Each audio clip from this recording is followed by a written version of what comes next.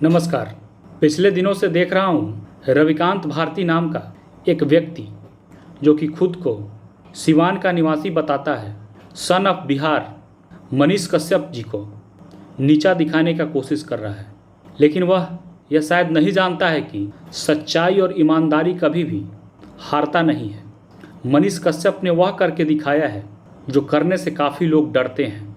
हमेशा भ्रष्टाचार के खिलाफ लड़ना, सरकार के आंख में आंख डालकर सवाल पूछना, यह हर किसी से नहीं हो सकता है। वह एक ईमानदार व्यक्ति हैं और एक समाज के लिए अच्छा मिसाल बनकर के उभरे हैं। जो लोग कहते हैं कि वह केवल टांग खिंचाई करते हैं, तो मैं यह बताना चाहूँगा कि मनीष कश्यप जी जितना गरीबों का मदद करते हैं, उतना हमारे देश के राजनेता उद्योगपति करने लगे तो देश से गरीबी खुद ब खुद मिट जाएगी।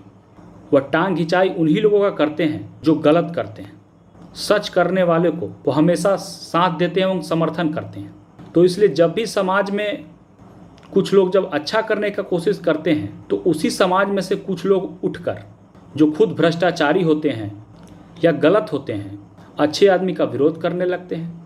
यह हमारी समाज की विडंबना रही है और यह आज से नहीं, जब से धरती बनी है तब से चली आ रही है। मैं उन लोगों से कहना चाहूँगा जो मनीष कश्यप जी की आलोचना कर रहे हैं कि आप लोग अगर किसी हिम्मत वाले का, सच बोलने वाले का, भ्रष्टाचार के खिलाफ लड़ने वाले का सहयोग नहीं कर सकते हैं, तो कम से कम उनका विरोध भी मत कीजिए। ठीक है, अगर आपको उनका समर्थन करने का मन नहीं है, आप साथ मत दीजिए, लेकिन जो लोग अच्छा कर रहे हैं उनका टांग आप क्यों खींच रहे हैं?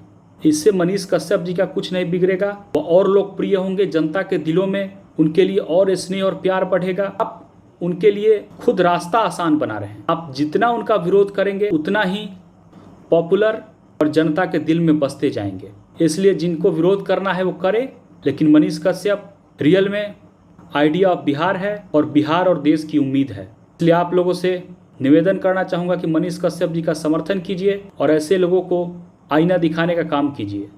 कुछ लोग विरोध करता है कि वह आरएसएस से जुड़े थे पहले। अरे भाई, आरएसएस एक राष्ट्रवादी संस्था है।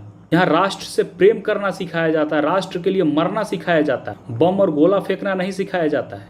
किसी भी व्यक्ति को आरएसएस का कार्यकर्ता होना और उसमें प्रशिक्षित कार्यकर्ता होना बहुत ही गर्व की बात है। इसलिए वही लोग विरोध कर रहे हैं जो भारत की सभ्यता, सनातन संस्कृति की पहचान नहीं रखते हैं। भारत वसुदेव कुटुंबकम की बात करता है, जहाँ पूरा विश्व ही एक परिवार है। भारत ने ही दुनिया को सबसे पहले आर्यभट्ट ने जीरो का सिद्धांत दिया था। हिंदू धर्म कभी भी, हिंदुत्व कभी भी समाज को जाति प्रथा में नहीं बांटता है। हाँ, समाज को वर्णों के अनुसार जरूर बांटा गया है, ब्राह्मण, क्षत्रिय, वैश्य, शूद्र। लेकिन यह जन्म से नहीं बनता है, यह कर्म से बनता है। क्या आपने रामायण में नहीं देखा? भगवान राम माता सबरी के जूठे बैर को खा जाते, निषादराज गुह को गले लगाते हैं। उनके दोस्त मित्र सुग्रीव बंदर थे, बंदर भालू उनकी सेना में थे। तो सवाल उठता है कि वर्ण व्यवस्था क्यों बनाई गई? वर्ण व्यवस्था इसलिए बनाई गई समाज सुचारू रूप से चल सके। जैसे मान लीजिए कंपनी बनता है, तो कंपनी में 4 प्रकार के लोग काम करने वाले होते हैं कि नहीं? एक उसका सबसे बड़ा मालिक होता है, उसके अंडर कंपनी के एक बॉस होते हैं जो अपने कंपनी के मालिक को रिपोर्ट करते हैं, यूँ कहूँ तो अध्यक्ष। उसके नीचे कुछ ऐसे कर्मी होते हैं उस बॉस के, अध्यक्ष के नीचे, जो उन लोगों पर नजर रखते हैं जिनका काम चतुर्थ वर्ग के सबसे नीचे वाले लोगों पर लेखा जोखा रखना कि कितना काम किया, कब काम किया, कैसे काम किया, उनका पेमेंट करना। सबसे निचले वर्ग के लोगों का काम होता है, फैक्ट्री है या कंपनी है, उसमें मेहनत करना, मजदूरी करना। पूरी तरह साइंटिफिक था। इसी उद्देश्य से जाति और वर्ण व्यवस्था बनाया गया था। और यह जन्म के आधार से नहीं बनता है, जन्म से ही ब्राह्मण नहीं हो जाता है, उसके लिए उसको ज्ञान अर्जित करना पड़ता है। ऐसा कहीं नहीं लिखा गया है कि किसी शूद्र को मंदिर में जाने का या पढ़ने का अधिकार नहीं है। ऐसा मनुस्मृति में भी उल्लेख नहीं है।